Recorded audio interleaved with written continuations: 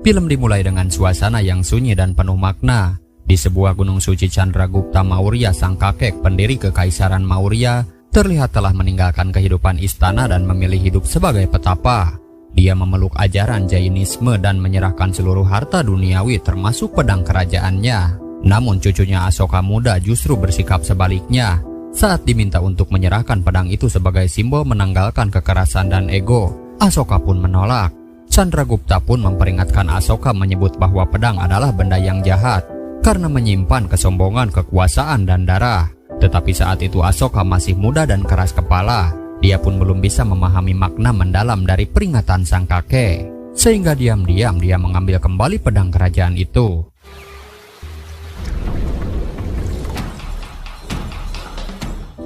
Asoka sangat senang sambil berlatih seorang diri, tapi tiba-tiba pedang itu terlempar hingga merenggut anak burung yang tidak berdosa.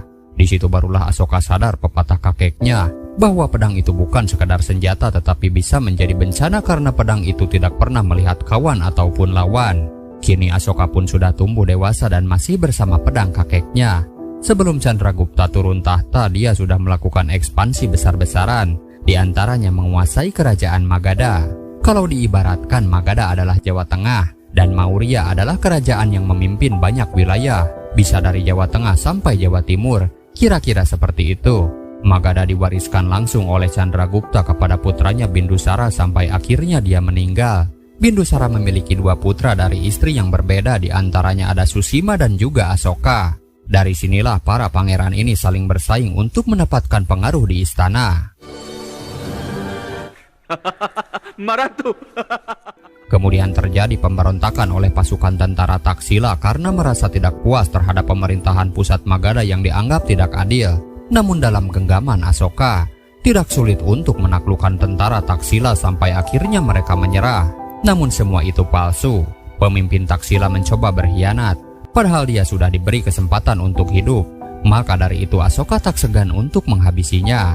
Sementara di istana pelayan bernama Joni ini berdebat, karena menurutnya Ibu Susima adalah kesayangan Raja Bindusara, dan selama dia hidup tidak akan ada yang berani mengincar tahta. Tapi pertanyaannya, bagaimana dengan istri kedua Ratu Dharma yang memiliki putra Asoka? Menurutnya derajatnya lebih tinggi Susima karena dia terlahir dari istri utama, sedangkan Asoka anak dari seorang selir. Jadi yang pantas memimpin Magadha adalah Susima. Tetapi bisa dibuktikan dengan menaklukkan Taksila, Asoka bisa dinilai sebagai kaisar perang terbaik. Setelah kemenangan itu Asoka menghadap sang kakek, dan dia pun ikut senang atas pencapaiannya. Di sisi lain Susima sedang menginterogasi seorang jenderal perang yang dia adalah tangan kanannya karena gagal menghabisi Asoka.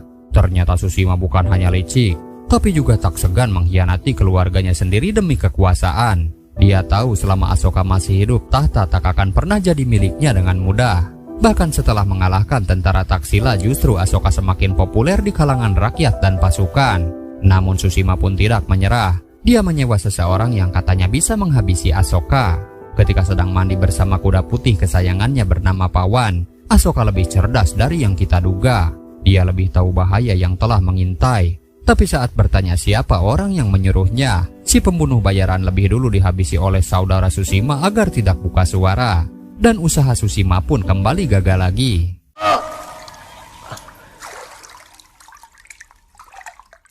Lalu Ratu Dharma, ibunda Asoka, tahu jika putranya bukan hanya bahaya di medan perang, tetapi juga terjebak dalam permainan politik kerajaan yang kejam. Dia tahu Asoka dikirim menghadapi Taksila bukan untuk menang, tetapi supaya putranya itu tidak kembali.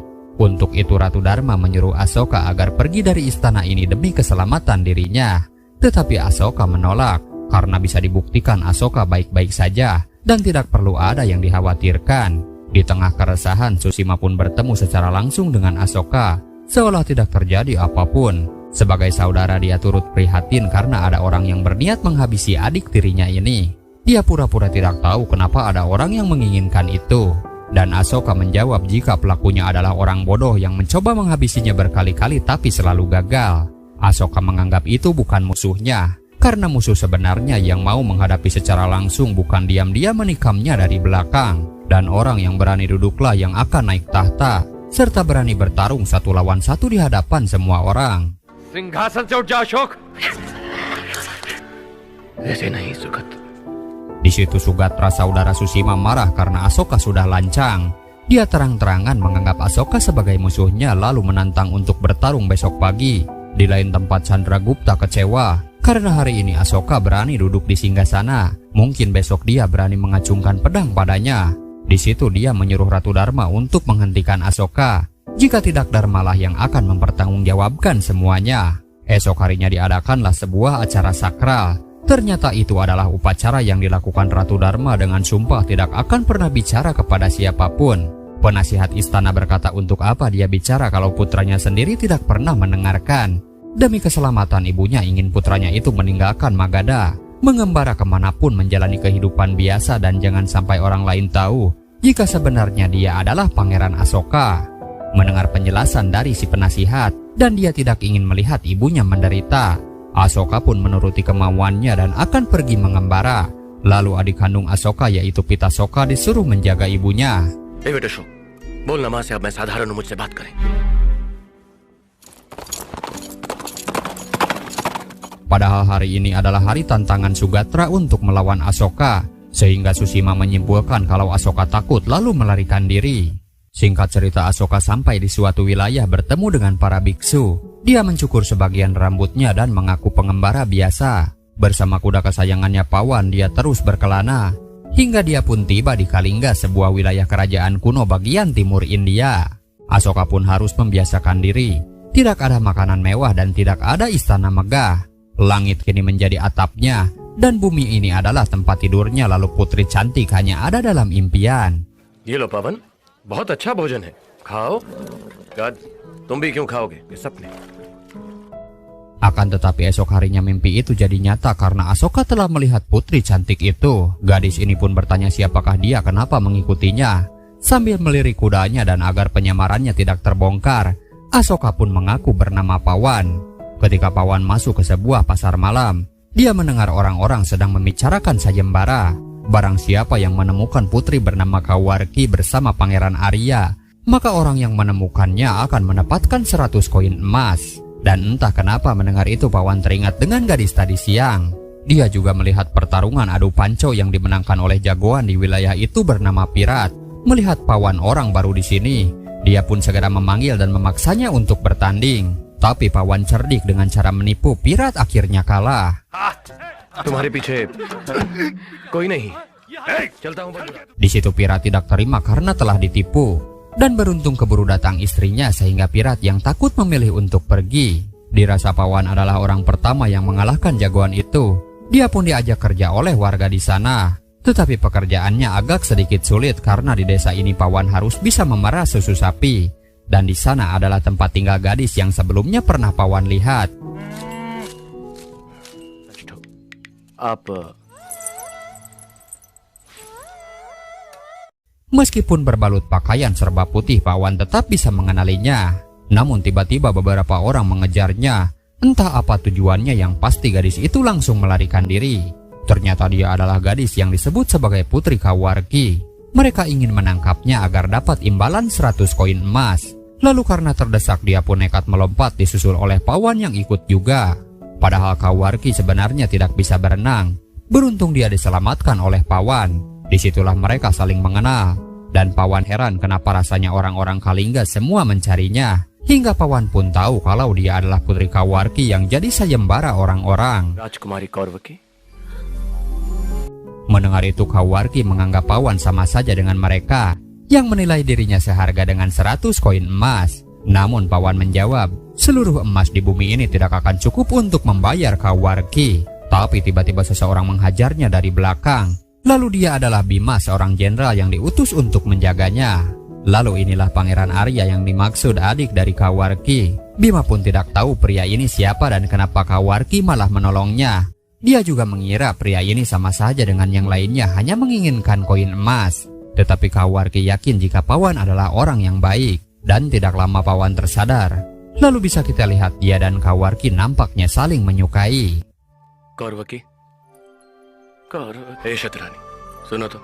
मुझे कुछ नहीं सुनना। Begitu juga dengan Arya yang senang karena Pawan menceritakan sebuah kisah tentang seorang pangeran. Tetapi kebahagiaan itu tidak berlangsung lama karena Bima mengajak mereka untuk segera pergi. Di lain tempat di kerajaan Kalingga sendiri, orang-orang istana mempertanyakan di mana keberadaan Pangeran Arya. Menteri yang bertanggung jawab pun sudah memerintah orang-orang untuk mencarinya dan memberi imbalan 100 koin emas supaya Pangeran Arya segera kembali dan duduk di singgasana ini menggantikan raja sebelumnya. Raja dan ratu sebelumnya yang menjadi orang tua Arya rupanya sudah dihabisi seseorang dan pelakunya masih berkeliaran di luaran sana. Malam harinya Pawan yang galau karena bertemu Kawarki hanya sesaat memutuskan untuk melihat pertunjukan. Di sana juga ada pirat yang rupanya memiliki istri banyak di mana-mana. Lalu karena tidak terima pernah kalah adu panco, pirat kembali menantangnya dengan menunjukkan kekuatan membengkokkan sebuah besi. Tapi Pawan tidak mampu melakukannya. Seperti biasa dengan tipu dayanya, Pawan mengaku telah menguasai 8 jurus pertempuran. Dan dia juga tahu jurus yang ke-19 yaitu bertarung dengan mata tertutup. Tapi setelah pirat menyanggupinya, Pawan malah kabur dari sana. फिर से करो। तो बार करो। Kemudian perjalanan Kawarki dan Pangeran Arya tidak menemukan kedamaian karena orang-orang masih mencari di mana keberadaan mereka. Melihat itu Bima menyuruh Kawarki segera sembunyi dan disitulah Pawan juga muncul. Lalu saat Bima sibuk menghajar mereka, Arya ketahuan dengan melihat liontin matahari yang dipakainya. Namun beruntung Pawan datang tepat waktu, lalu menghabisi mereka satu persatu dengan mudah. Setelah itu Bima berterima kasih karena sudah menyelamatkan keduanya dan memuji karena Pawan bertarung sangat baik. Di situ Pawan merendah dan mengaku jika dirinya hanya seorang prajurit biasa dari Magadha, sedangkan Bima mengaku sebagai jenderal di kerajaan Kalingga. Dan rupanya si menterilah yang sebenarnya telah berkhianat. Dia ingin berkuasa di Kalingga. Ternyata koin emas yang dijadikan sayembara bukan untuk mencari Arya tetapi untuk menghabisinya. Kemudian Kawarki ingin belajar pedang seperti Pawan agar bisa membela diri dan ingin menghabisi pelaku yang telah membunuh orang tuanya. Begitu juga Arya yang semakin dekat dengan Pawan karena senang selalu diceritakan kisah-kisah menarik. Lalu esok harinya, Pawan memberanikan diri mengungkapkan perasaannya dan Kawarki pun menerimanya.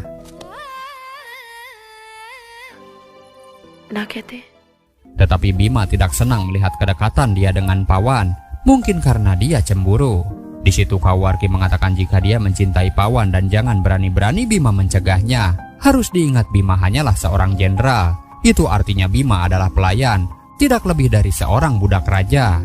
Mendengar itu Bima menjawab memang benar dia hanya seorang pelayan, tapi jangan lupa juga siapa sebenarnya Kawarki. Di situ Bima mengungkapkan fakta sebenarnya. Jika Kawarki bukanlah siapa-siapa, dulu dia ditemukan seorang nelayan dan tidak jelas asal-usul garis keturunannya. Dan sebenarnya Kawarki adalah anak adopsi raja. Kawarki pun sangat sedih mendengarnya, lalu menceritakan semuanya kepada Pawan. Kawarki saat ini merasa tidak memiliki jati diri, tetapi hanya Pawanlah orang yang paling mengerti.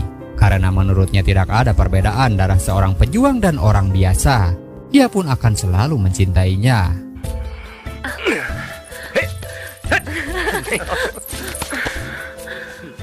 Lalu di tengah kebahagiaan datang seorang utusan dari kerajaan Magadha.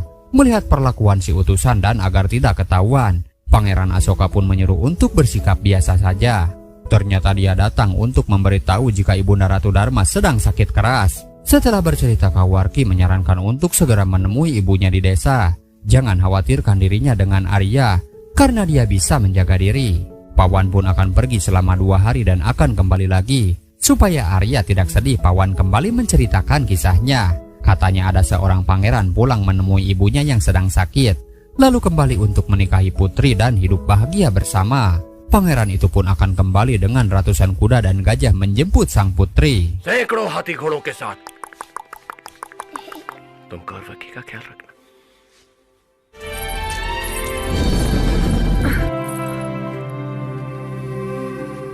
Tapi setelah tiba di Magadha, rupanya Ratu Dharma berbohong.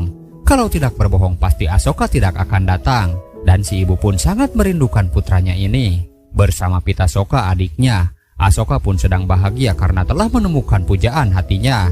Dia berniat menikahinya dan membawanya ke sini dengan sambutan meriah. Mendengar itu Ratu Dharma pun ikut bahagia. Tetapi Asoka juga harus minta restu kepada raja, yaitu sang kakek Chandragupta. Sekian lama Asoka pun kembali bertemu dengan Susima. Dia pun mengungkit masa lalu yang pernah ditantang Sugatra untuk bertarung. Sekarang dia tidak menginginkan hal itu dan sama sekali tidak tertarik dengan tahta jabatan atau kekuasaan. Karena sekarang dia punya yang lebih berharga dari semua itu, yaitu sebuah cinta. Namun Sugatra yang masih dendam mengira Asoka sedang bersandiwara. Asoka pun segera menemui raja untuk meminta restu, tapi belum juga berkata apapun. Dia malah diperintah untuk maju kembali memimpin medan perang melawan pemberontak. मैं आपसे आगे Di sisi lain Kawarki dan Arya sekarang berada di tempat yang aman. Salah satu utusan Kalingga memberitahu jika saat ini kerajaan sedang gelisah karena tidak menemukan di mana keberadaan Pangeran Arya. Jika masih tidak ketemu, si menteri pun akan memberikan tahta kepada orang lain. Untuk itu Bima akan mencari tahu politik apa yang sedang dimainkan di Kalingga. Dia pun meminta Kawarki melepas gelangnya dan melepas juga liontin Arya agar tidak ada orang kerajaan yang tahu kalau sebenarnya mereka masih hidup. Bima pun telah sampai di Kalingga lalu bertemu si menteri. Si menteri pun tahu jika Bima selalu melindungi Arya dan yakin Arya masih hidup. Dia pura-pura ingin Arya segera kembali agar tahta kerajaan tidak berpindah tangan. Padahal si menteri menjebaknya dan berniat menghabisi jenderal di jalan. Namun beruntung Bima berhasil meloloskan diri. Sementara utusan si menteri telah tiba di tempat persembunyian Kawarki. Semua orang pun segera berlindung. Tapi ada seorang ibu dan anak tiba-tiba mengeluarkan liontin dan kalung agar dikira dia adalah Kawarki dan Arya. Saking setianya kepada kerajaan Kalingga, dia pun rela berkorban supaya Kawarki dan Arya asli selamat. Sementara Asoka gelisah padahal dia akan berperang. Dia pun memutuskan pergi sendirian karena khawatir dengan pujaan hatinya. Lalu dia akan menyusul ke medan perang nanti. Setelah sampai Pawan alias Asoka terkejut melihat Bima yang terluka dan banyak korban berjatuhan. Bima pun memilih bungkam dan menyembunyikan jika sebenarnya Kawarki dan Arya masih hidup. Bima berkata Pawan tidak akan kembali, tapi Arya yakin dia akan kembali karena kuda putihnya ada di sini. Di situ Pawan mulai frustasi, mengira pujaan hatinya turut menjadi korban. Di tengah kesedihan tiba-tiba dia kembali didatangi oleh pirat yang masih penasaran. Kali ini dia tidak akan tertipu. Meskipun dihajar Pawan tidak melawan sedikit pun. Dan tiba-tiba pirat pun ditangkap oleh pasukan. Lalu ketika akan dihabisi, Pawan pun melarangnya. Dan dari situlah pirat sadar bahwa Pawan punya kuasa. Juga baru tahu jika Pawan sebenarnya adalah Pangeran Asoka. राजकुमार अशोक छोड़ दो इसको Ashok Setelah mendapatkan pengampunan, sebagai ucapan terima kasih karena menyelamatkan nyawanya, pirat pun berjanji akan selalu setia di samping Asoka untuk melindunginya. Kemudian Ibunda Susima khawatir karena Asoka semakin kuat dan tak terkalahkan. Itu berarti Asoka akan semakin dekat dengan tahta kerajaan. Dia pun memerintah putranya agar turun langsung menghentikannya di medan perang. Kemudian Asoka ditemani pirat bersiap untuk melawan pemberontak. Tidak hanya mereka, sebagai orang yang sama satu kerajaan, Sugatra pun juga ikut berperang. Namun kita pun tahu sedari awal Sugatra berpihak kepada Susima, sehingga dia mencoba mengkhianati dengan menikamnya dari belakang. Melihat itu pirat yang sudah berjanji akan selalu bersama Asoka tak gentar menghabisi pasukan yang berkhianat. Sedangkan Sugatra berhasil melarikan diri.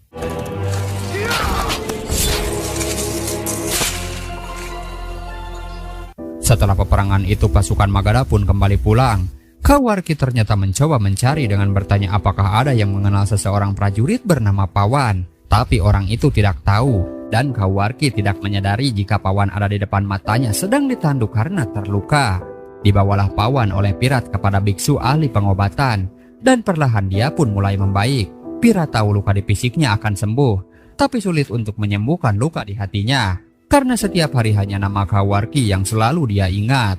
Kawarki, Kawarki, Kawarki. Kawarki? Di sana juga ada putri dari salah satu biksu bernama Devi, wanita dari kalangan biasa. Saat itu dia mendapat lamaran dari seorang pria. Akan tetapi Devi lebih tertarik dengan Pangeran Asoka. Dan karena belum pulih seutuhnya, Asoka masih terlihat lemah. Di sisi lain orang suruhan Susima menyamar dengan maksud memberi racun untuk menghabisi Asoka. Beruntung Devi pun datang tepat waktu sehingga dia tidak sengaja menghabisinya. Dan karena dianggap sudah ternoda dengan tangannya, pihak pria pun tidak mau menikahinya. Lalu sebagai bentuk balas budi karena menyelamatkan nyawanya dan kekecewaan yang Depi alami, akhirnya Pangeran Asoka pun menikahinya.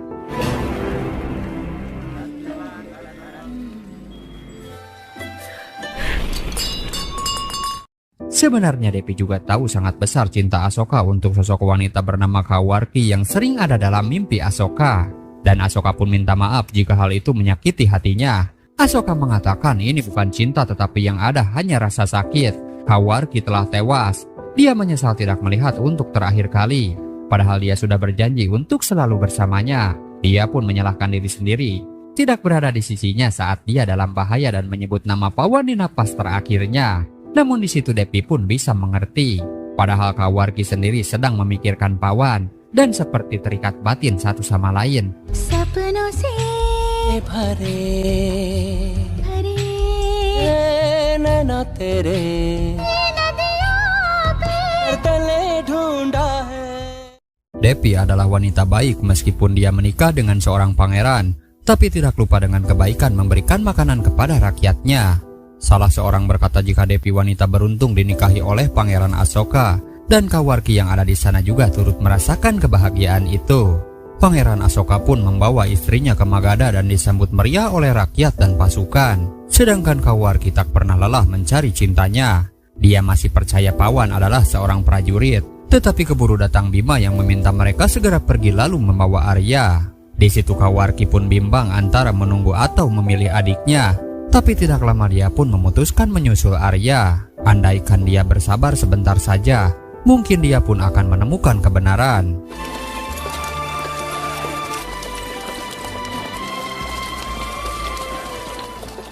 Setibanya di Kalingga, si menteri pura-pura sedih tidak terima jika Arya telah tewas. Jika dia bertemu orang yang telah menghabisinya, maka harus dihukum seberat-beratnya. Jenderal Bima pun menjawab menteri tidak usah melakukan itu, karena Pangeran Arya dan Putri Kawarki masih hidup. Ekspresi si menteri pun langsung berubah, mengatakan mustahil jika mereka masih hidup. Dan ketahuanlah jika si menteri sudah berkhianat. Konspirasinya berantakan karena memang benar Arya dan Kawarki masih hidup, dan si menteri yang berusaha melenyapkannya pun akan segera dihukum. Sebagai garis keturunan, Arya pun diangkat menjadi seorang raja, dan janji Bima terpenuhi untuk kembali bersama di Kalingga. Meskipun Kawarki merasa sedih karena tidak bisa bersama Pawan, tapi dia pun akan tetap setia menunggunya. मैं फिर भी प्रतीक्षा करूंगी. Sementara setelah tahu Susima berkali-kali mencoba menyingkirkannya, Asoka kini menjadi sosok pendendam. Bahkan dia tidak segan menghajar anak buahnya yang berkhianat. Di situ Depi menenangkan suaminya lalu mengatakan kabar bahagia jika dia telah mengandung anak pertama mereka. Sementara kakek Chandragupta kini sakit-sakitan. Disitulah Susima berjanji akan naik tahta meneruskan kerajaan ini. Namun si ibu khawatir karena Asoka kini lebih kuat karena hadirnya ahli waris yang sedang dikandung oleh Depi. Susima pun tidak tinggal diam. Dia menyuruh penasihat istana agar tidak membiarkan putra Asoka hidup di dunia ini. Bisa kita lihat Ratu Dharma sangat menyayangi menantunya itu. Tapi tiba-tiba dia menyadari ada beberapa penyusup. Rupanya dia adalah si penasihat yang mencoba menghabisi Depi. Lalu karena ketahuan Ratu Dharma, dia juga tidak segan untuk menghabisinya. Dan si penasihat juga tewas oleh penjaga.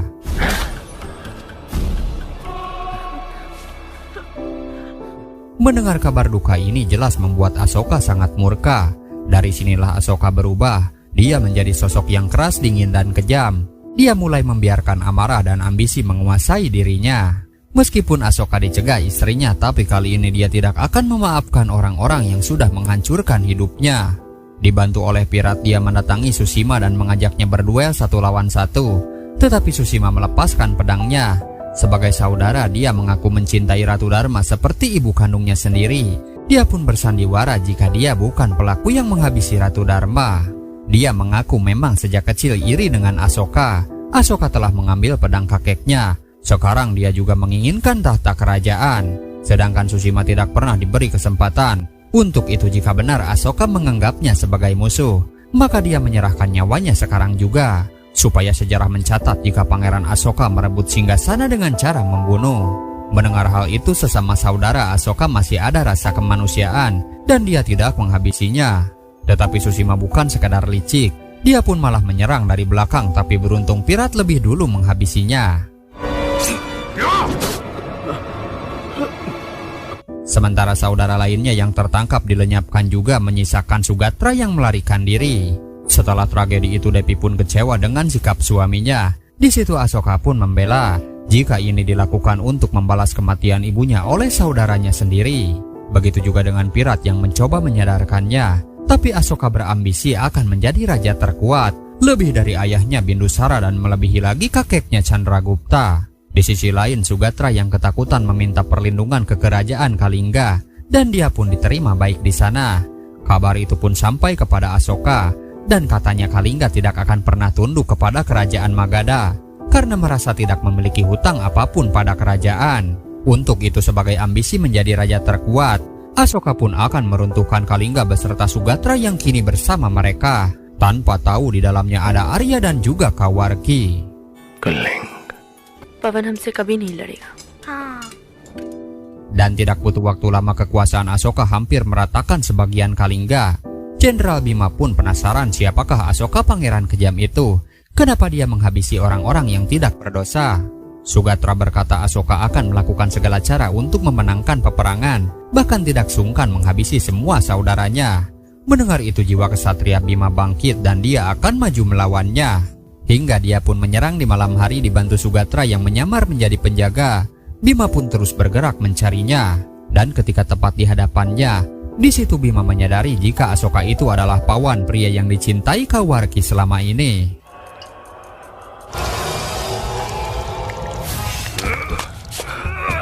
Karena keburu kaget, Bima pun ketahuan oleh penjaga dan sempat terluka lalu melarikan diri. Mengetahui Bima telah pergi, Sugatra pun tidak tinggal diam. Dia datang sendirian berhadapan dengan Asoka. Dan Asoka sendiri tahu Sugatra akan datang karena dia tahu masih penasaran belum pernah bertarung dengannya. Lalu dengan tenang Asoka mempersilahkan Sugatra untuk menyerang. Jika tidak berani dari depan, maka Asoka membiarkannya menyerang dari belakang seperti dilakukan oleh saudara yang lainnya. सुगत्रा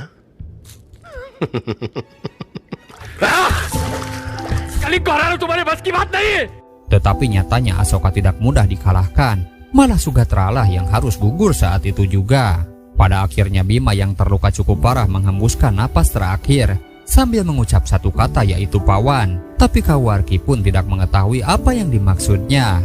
Setelah semua ini warga Kalingga pun tidak terima atas perbuatan Asoka. Ini bukan hanya sekedar tanah warisan, tetapi sudah menjadi budaya leluhur terdahulu. Untuk itu semua bersatu akan melawannya. Mulai dari anak gadis, orang tua maupun anak kecil akan ikut berjuang. Sedangkan harapan Devi adalah ketika putranya terlahir disambut dengan cinta, bukan dengan jerit kesakitan. Mendengar itu Pirat pun bersimpati dan akan melakukan sesuatu. Ternyata dia mencoba menghentikan Asoka supaya tidak berperang. Dia malah menantangnya untuk bertarung satu lawan satu. Tetapi Asoka menolak karena Pirat adalah teman satu-satunya. Dan kalau menganggap teman, maka Asoka diminta untuk berhenti berperang. Sampai kapan Asoka terus menyerang orang yang tidak bersalah?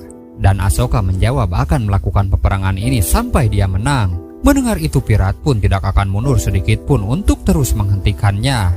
शन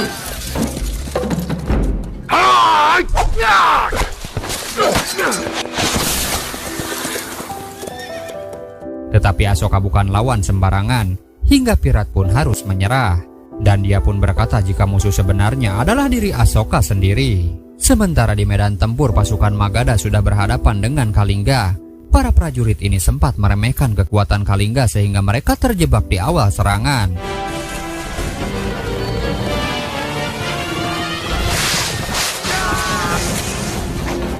Setelah itu Kalingga mundur hingga dikira pasukan pengecut. Tetapi ada kejutan tak terduga karena mereka sudah bersiap dengan ratusan pasukan gajah yang dipimpin langsung oleh Kawarki.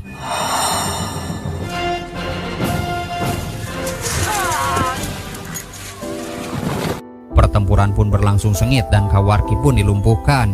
Namun dia masih bisa melawan. Hingga muncullah Asoka yang langsung menyerang tanpa ampun. Disitulah Kawarki sadar jika Pangeran Asoka adalah pawan pria yang selama ini dia tunggu. Melihat ini tidak ada kerinduan dalam dirinya.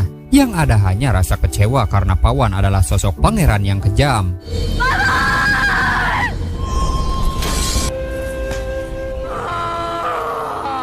Setelah kemenangan itu Asoka membersihkan diri lalu dihampiri adiknya Pitasoka. Dia pun menyampaikan pesan jika sekarang Asoka sudah menjadi seorang ayah. Dia memiliki 2 anak laki-laki dan perempuan. Di situ Asoka bangga selain memenangkan pertempuran, dia juga memiliki pewaris kerajaan. Namun Pitasoka mengatakan setelah semua ini, Depi istri Asoka memilih menjadi janda. Memang benar Asoka telah menang, tapi kemenangan itu hanya melahirkan air mata dan kesedihan, jeritan seorang ibu penderitaan anak yatim, dan ribuan tangisan warga miskin tidak berdosa. Kata-kata itu pun semacam tamparan batin dan pengingat keras untuk Asoka agar tidak larut dalam kesombongan. जीत गए बेटा अशोक मैं जीता हूँ Kemudian Pangeran Arya mendengar kekalahan Kalingga, dan sebagai raja cilik dia tidak terima dan ingin maju berperang. Sampai malam hari pun Magadha terus meratakan seluruh daratan. Prajurit pun bangga karena semakin banyak kemenangan, maka akan makin banyak harta yang didapat, termasuk kuda putih yang ditunggangi Kawarki sebagai sejarah karena harganya akan sangat tinggi. Mendengar itu jelas Asoka terkejut karena kuda itu adalah Pawan, sahabat sejati yang selalu menemaninya.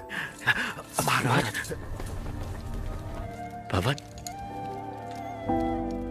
Seketika dia pun sadar Kawarki masih hidup dan secara tidak langsung telah menjadikannya sebagai musuh. Dia pun mencoba mencari di mana keberadaannya, namun yang dia lihat hanyalah jeritan para wanita, seorang anak yang mencoba melawannya, dan ribuan jasad tak berdosa yang menjadi korban. Hingga muncullah rasa kemanusiaannya sekarang.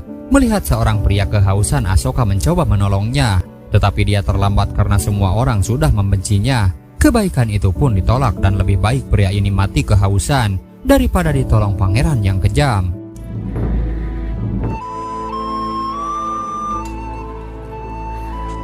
Dan tidak lama Asoka pun melihat Kawarki yang masih hidup. Perasaan bersalah pun muncul. Namun Kawarki berkata Asoka belum menang karena belum melawannya sampai akhir. Di situ Asoka berkata dia adalah Pawan. Namun Kawarki menjawab jika dia bukan Pawan tetapi Asoka yang kejam. Asoka pun menyesal dan dia bersimpuh meminta ampunan. Hingga hati Kawarki pun luluh. Tidak lama datang Arya, pangeran kecil yang polos yang tidak tahu siapa sebenarnya Asoka dan masih mengenalnya sebagai Pawan. Di situ Arya mengatakan jika dia kecewa karena pangeran Asoka telah merampas semua kerajaan Kalingga. Di situ Pawan berkata kini tidak akan ada lagi yang bisa mengambil tanah ini. Semuanya adalah milik Arya dan Pawan pun berjanji.